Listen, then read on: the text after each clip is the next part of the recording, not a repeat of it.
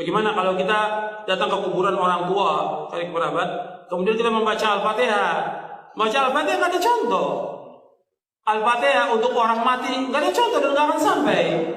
Imam Syafi'i mengatakan demikian. Sebagaimana dikatakan oleh Al-Hafidz Ibnu Katsir ketika menafsirkan ayat dalam surah An-Najm ayat 39, wa an laisa lil insani illa ma sa'a. Seseorang tidak akan mendapatkan apa yang diusahakan.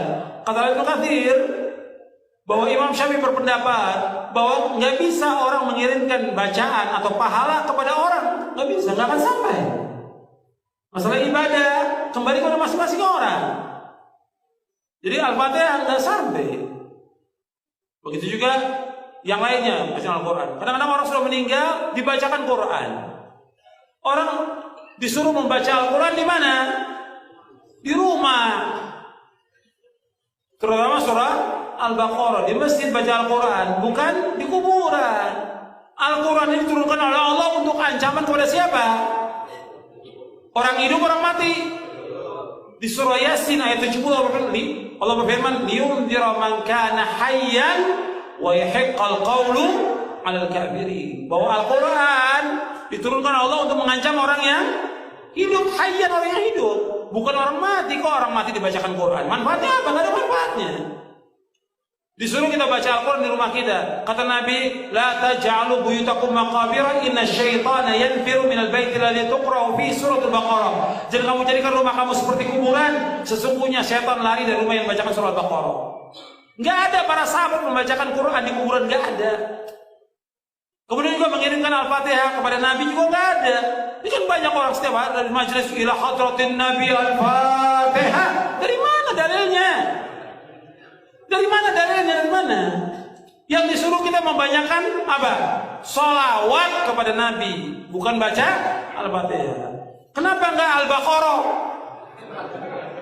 Kenapa enggak Ali Imran? Kenapa enggak An-Nisa? Kenapa enggak Al-Maidah? Kok Al-Fatihah? Enggak ada dalilnya. Di Quran maupun di hadis Nabi yang sahih, enggak ada para sahabat kumpul, ayo kita baca Al-Fatihah untuk Nabi. Enggak pernah ada. Enggak ada sebuah riwayat yang demikian dan enggak akan sampai. Perhatikan, yang Nabi mau kepada umatnya apa? Ittiba, mengikuti beliau, bukan mengirimkan Al-Fatihah. Nabi sudah tempatnya di sorga yang paling tinggi. Nabi itu Firdaus al-A'la yang paling tinggi. Yang pertama kali membuka pintu sorga siapa? Rasulullah SAW. Kita kayak banyak amalan aja ngirimkan Fatihah ke Rasulullah. Membahas bahwa Nabi Muhammad tak pernah menganjurkan untuk mengirim Al-Fatihah untuk orang yang sudah meninggal. Apakah betul Pak Ustadz? Apakah ada hadisnya? Kalau ada orang meninggal dunia, hadis pertama, kalau ada orang meninggal dunia, asri'u lahu, cepat-cepatlah kuburkan. Jangan jenazahnya tahan lama-lama. Saya sampaikan sudah ke istri saya, kalau aku mati cepat-cepat kuburkan. Mati maghrib, ba'da isya kuburkan. Bagaimana makam malam? Abu Bakar Siddiq meninggal dimakamkan malam. Tempat kita banyak lampu. Tak ada menggali, carikan ekskavator. Jangan tunggu sampai besok. Sudah saya sampaikan itu. Ini meninggal sore, ditunggulah sampai besok. Kenapa belum jadi kuburkan? Tunggu zuhur. Habis zuhur, anak pula delay pesawat Lion Air 3 jam dari Surabaya. Sampai jam 5 sore, kata sambutan dari RT, RW, tokoh masyarakat, nenek, mama, orang Sumando, sadonyo. Panjang cerita. Kalau bolehlah jenazah itu di dalam nokok. Sampai dah.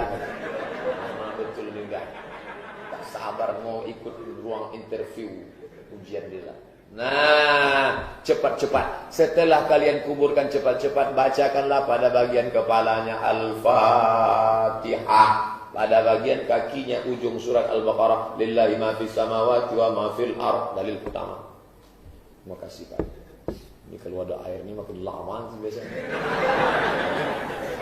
Dalil kedua, kata Abdullah bin Umar bin Khattab, anak Umar bin Khattab, dalam kitab Ar-Ruh, murid Imam Ibnu Taimiyah punya murid namanya Imam Ibnu Qayyim Al-Jauziyah, nama kitabnya Ar-Ruh. Kalau nanti aku mati, tolong bacakan pangkal surat Al-Baqarah sampai wa ulaika humul muflihun, dan bacakan ujung surat Al-Baqarah, lillahi ma fis samawati wa ma fil ardh. Dalil yang kedua.